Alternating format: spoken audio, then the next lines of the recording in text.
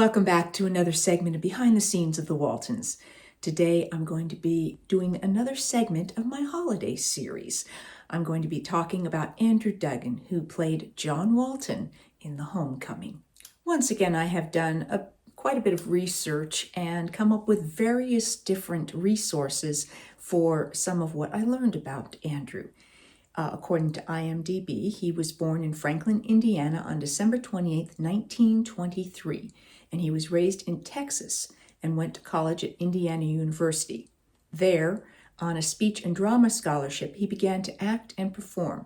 However, this was interrupted by being called into the service.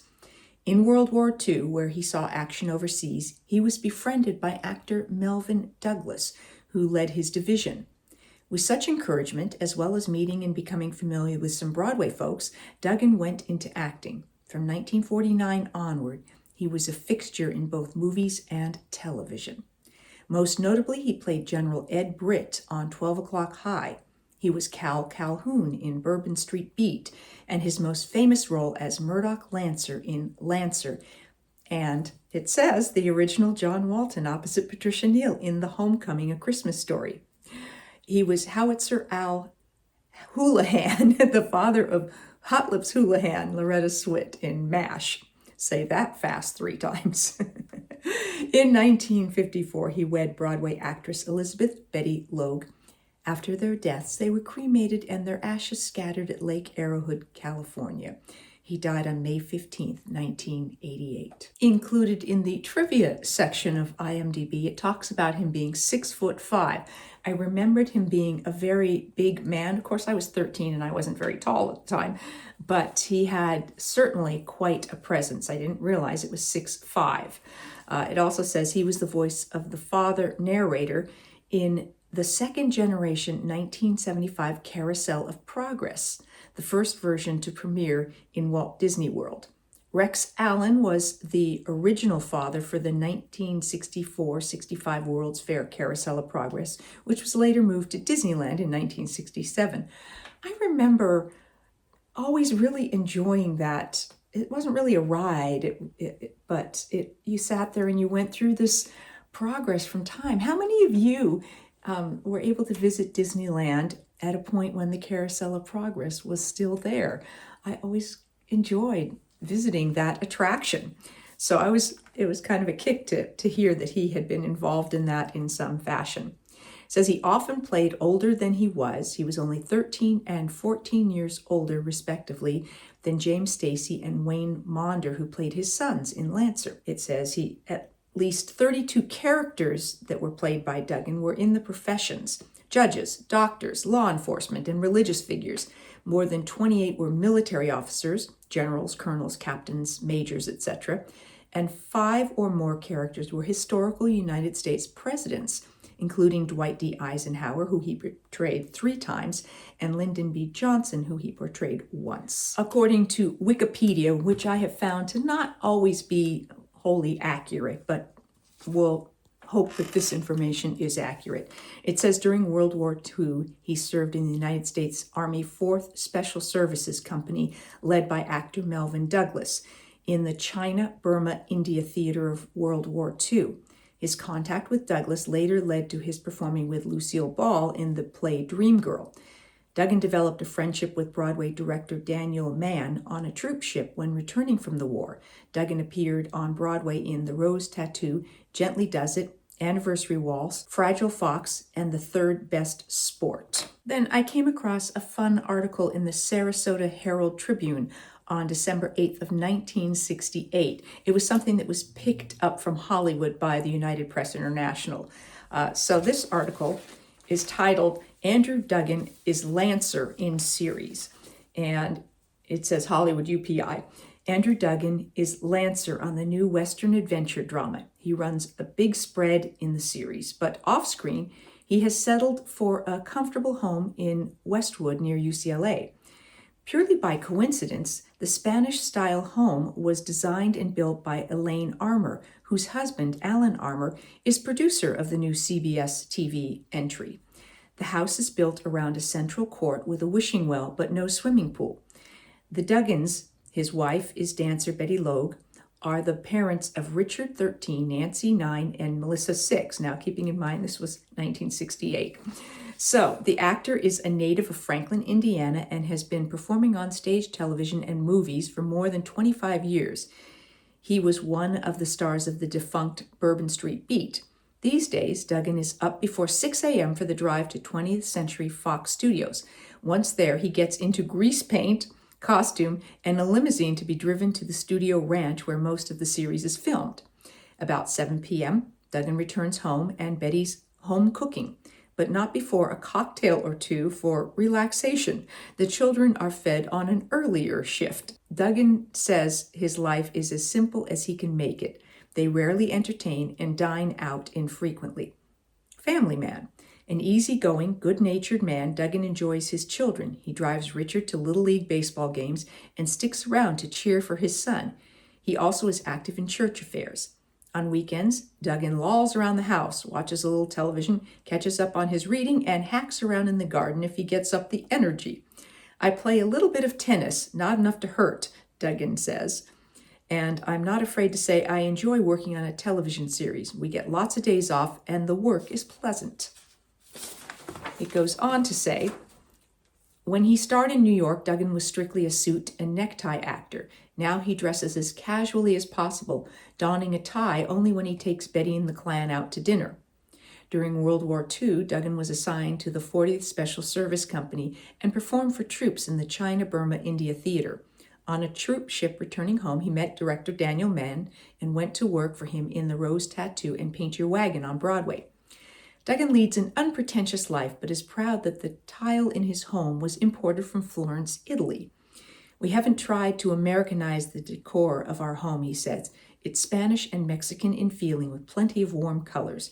And he added, enough warm family affection to make the Duggans one of the happiest homes in Hollywood. So I got a kick out of that. I mean, it's very reminiscent of that era of, the 1960s and what home life was like. And so I just really enjoyed this kind of flashback into his life at that time and also that era of the late 60s. Besides his stage career and Broadway credits and things that were mentioned, I also discovered that in film, he had quite a bit of film credits, including 7 Days in May with Kirk Douglas and Edmund O'Brien, The Incredible Mr. Limpet, In Like Flint, The Private Files of J. Edgar Hoover, A Return to Salem's Lot, The Secret War of Harry Frigg with Paul Newman. And then in 1963, he did the movie Palm Springs Weekend, which was written by Earl Hamner and starred Troy Donahue, Connie Stevens, Ty Hardin, Stephanie Powers, Robert Conrad, Jerry Van Dyke, and Bill Mumy. And Andrew played the police chief. It was a movie I remember seeing when I was young, and my mom enjoyed it, and so when it came on, I would watch it, and it wasn't until years later when I was watching it, I came across it and went, oh, I always enjoyed this movie. And I saw that Earl Hamner had written it. So certainly a different sort of story and genre than the Waltons, but it just once again points out how broadly talented Earl was in his writing. He could write in multiple genres. And we've talked about that he wrote for The Twilight Zone and various other TV shows and created Falcon Crest. And so there was more to Earl than what we learned just in the Waltons, but he certainly wrote family programming as the sort of keystone of his career, and I think in some ways what he loved the most.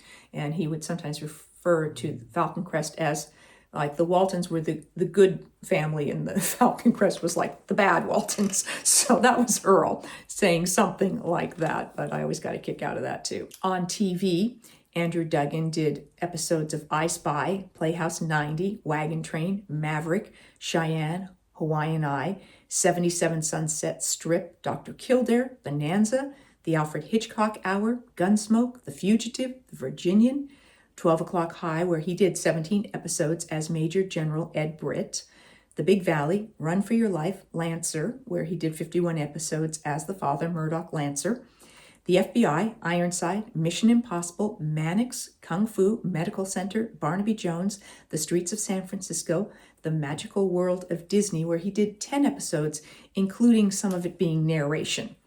McMillan and Wife, The Bionic Woman, Wonder Woman, Lou Grant, Vegas, Hawaii Five-0, 7 episodes of that, MASH, Charlie's Angels, Chips, Winds of War miniseries, Heart to Heart, Falcon Crest, Highway to Heaven, Remington Steele, and it goes on and on. In The Homecoming, we only had a chance to know Andrew very briefly because we only worked with him maybe 2 days. It might have only been one, because the only scene that he had with us was at the very end of the show when Daddy comes home finally on Christmas Eve, and he has this big bag of toys, and he tells that wonderful story of Santa on the roof and wrestling with him and getting this bag and bringing it in.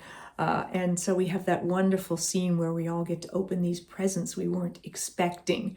So really such a lovely scene. But it didn't give us a lot of time to get to know him and bond with him. We spent much more time with Patricia Neal because she was there for pretty much the entire film shoot. But we certainly enjoyed our time working with him. I also felt that he was very believable as the father of 7 redheaded children. In that case, it was John Walton who had the red hair that was supposed to have been passed on to the children. I do seem to believe that Andrew wore a red wig as opposed to having had his hair rinsed red. That's my recollection. I could be wrong. I thought he and Patricia were really right together as John and Olivia in The Homecoming. I felt that The Homecoming had a much grittier feel to it, and the way it was shot and just the whole style of it had a sort of a darker, harsher feel to it, very evocative of what you would expect from the Depression, and of course having all those outdoor scenes with the snow and the harsh elements. I felt really added to that, and you could see them and believe them as a family struggling during those really hard times to raise and feed a family. So by the time we got to the series is different because you have to carry that, season after season. And I think we're all kind of agreed that we can't imagine anyone but Michael Leonard and Ralph Waite playing John and Olivia for the series. But I felt The Homecoming was its own entity, and I loved the two of them as our parents in that show. I hope you've enjoyed this segment of my holiday series focusing on Andrew Duggan, who played our father, John Walton, in The Homecoming. If you do enjoy these, please do hit like and subscribe, and feel free to share these videos with anyone else that you think is a fan of the Waltons or The Homecoming. I will see you next time for more behind the scenes of the Waltons. Thanks for watching.